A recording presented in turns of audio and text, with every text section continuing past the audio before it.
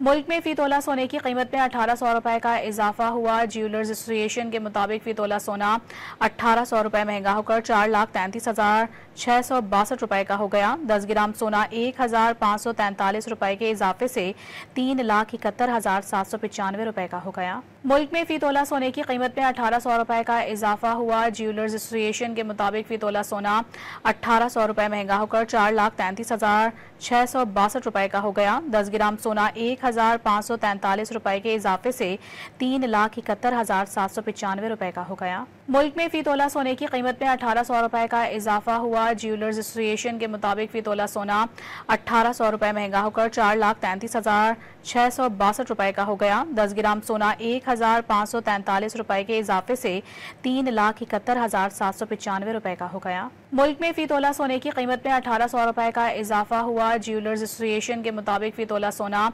1800 रुपए महंगा होकर 4,33,662 रुपए का हो गया। 10 ग्राम सोना 1,543 रुपए के इजाफे से 3,71,795 रुपए का हो गया।